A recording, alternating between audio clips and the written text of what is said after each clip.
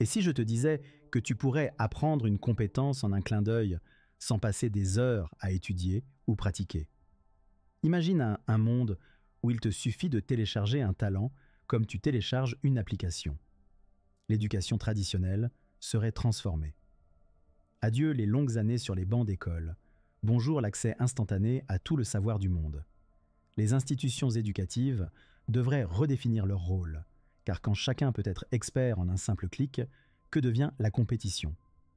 Les femmes pourraient applaudir cette révolution pour son potentiel à niveler le terrain professionnel, offrant des opportunités égales d'exceller dans des domaines traditionnellement dominés par les hommes.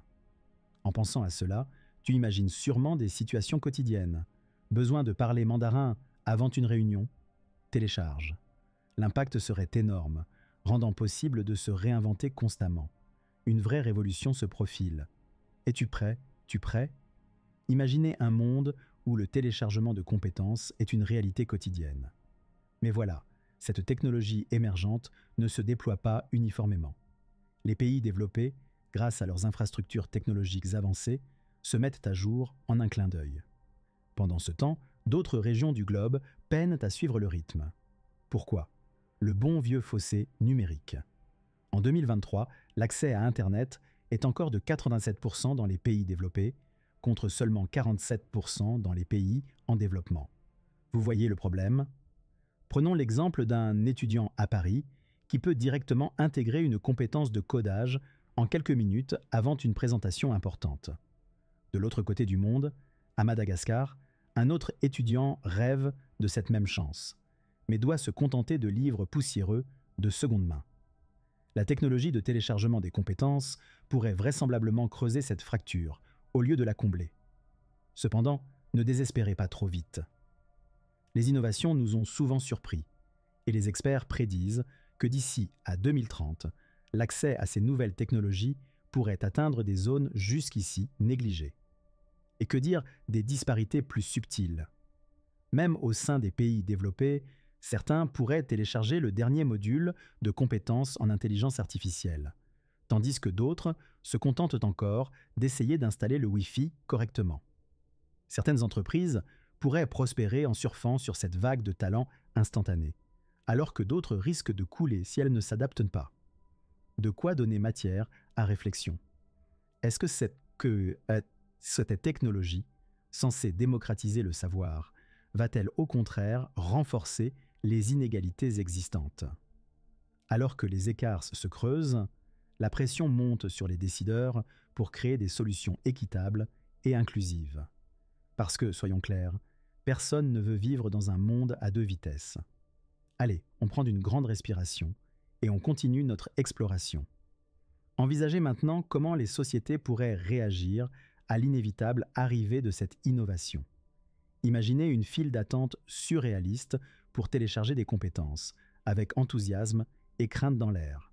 Certains pourraient accourir pour être les premiers à se réinventer, tandis que d'autres hésiteraient, craignant cette nouvelle vulnérabilité. Vous voyez, chaque révolution a ses critiques. Au XIXe siècle, on doutait des bénéfices de l'électricité. Qui aurait pensé alors que cette étrange force éclairerait nos vies? Fast forward to 2025, where the first commercial application of downloaded skills hits the market. Les métropoles, en effervescence, vibrantes d'espoir et d'anxiété, accueillent ce vent de changement. Amsterdam pourrait célébrer ce progrès avec une exposition artistique sur les compétences téléchargées, tandis que Tokyo doit faire face à une grève des enseignants inquiets. Pourtant, la résistance reste forte. Plusieurs groupes militants, auto-baptisés les humains authentiques, protestent contre cette évolution dénaturante. Ils prédisent une aliénation totale si les compétences humaines deviennent de simples biens échangés.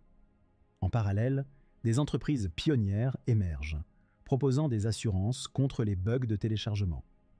Les gouvernements tâtonnent, formulant des lois, se demandant s'ils devraient taxer les téléchargements au taux des compétences naturelles. Et la question persiste. Comment garantir que l'accès à cette technologie révolutionnaire ne fasse qu'accroître les inégalités? La vague continue, et ceux qui s'adaptent prospèrent. Dans l'ombre, certains rêvent encore d'un monde où l'on apprend à son rythme, sans raccourcis numériques. Une époque révolue ou une sagesse perdue? Laissez cela mijoter alors que nous nous dirigeons vers la réinvention des systèmes professionnels. Prêt pour l'acte suivant? Alors que les compétences deviennent téléchargeables, les systèmes professionnels sont sur le point de vivre une transformation radicale.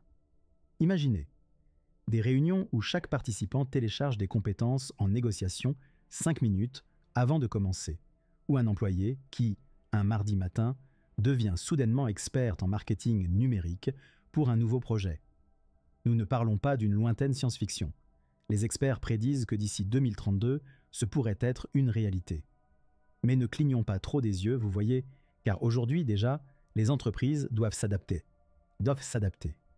Considérez une start-up à Shanghai qui surfe sur la vague en offrant des abonnements compétences mensuels, permettant à leurs salariés d'acquérir de nouvelles aptitudes, comme un buffet à volonté.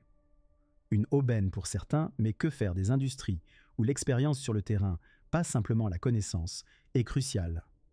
Un chef étoilé Michelin téléchargera-t-il le dernier module de savoir pâtissier et créera-t-il ainsi la tarte parfaite?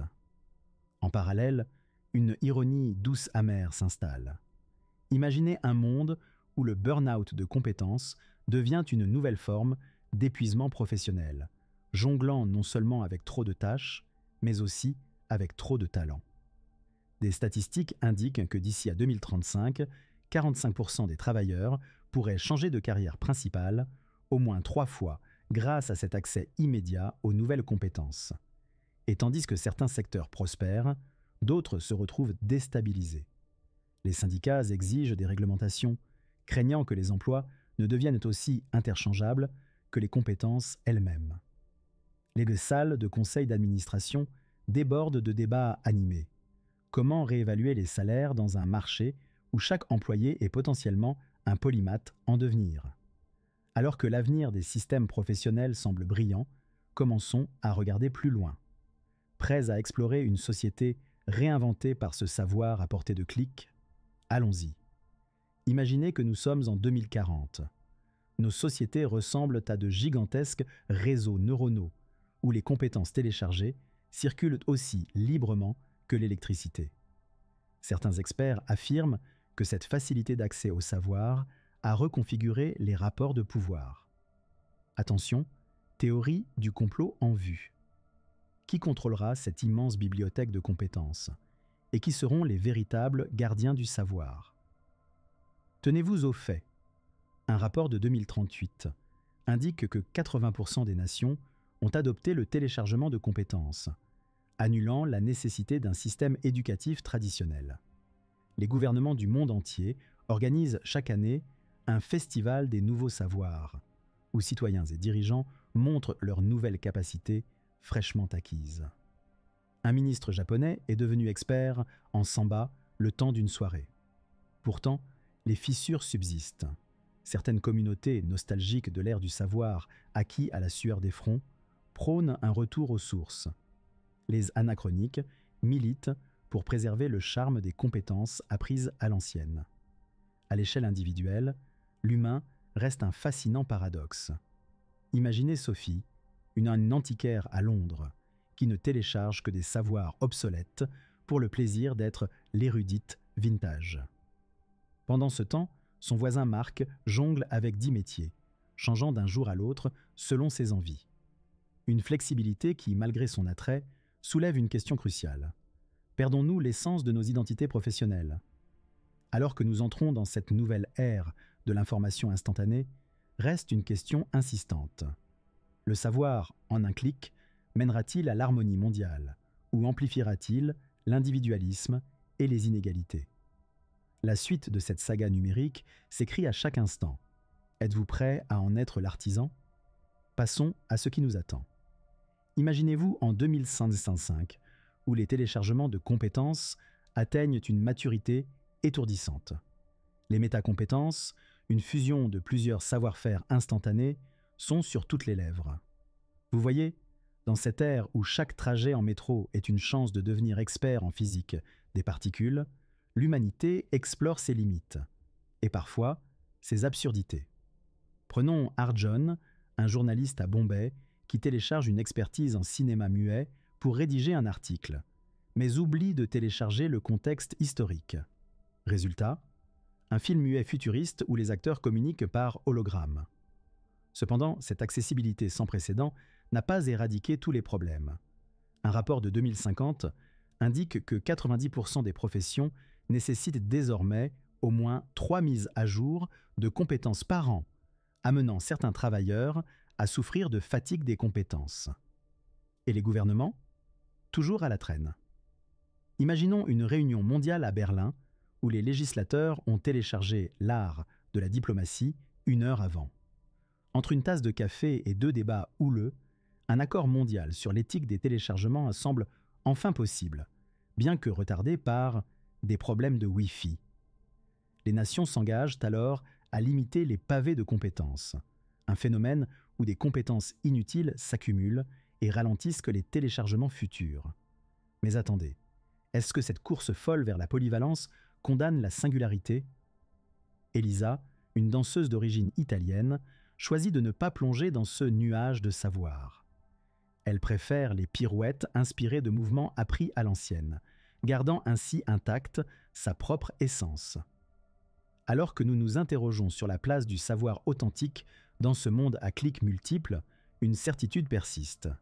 L'avenir ne manque jamais de nous mettre au défi. Préparez-vous à réélaborer votre compréhension du potentiel humain. Êtes-vous prêt? Alors, qu'est-ce que t'en penses? Ce futur, où les compétences s'achètent et se téléchargent, va-t-il être une bénédiction ou un cauchemar? Dis-moi dans les commentaires, quelles compétences tu aimerais télécharger en premier? N'oublie pas de t'abonner et de liker si tu as apprécié cette vision d'un monde futuriste accessible à tous. Reste dans le coup, parce que l'avenir appartient à ceux qui savent s'adapter. Clique sur la cloche pour ne rien rater et rejoins-moi dans cette aventure des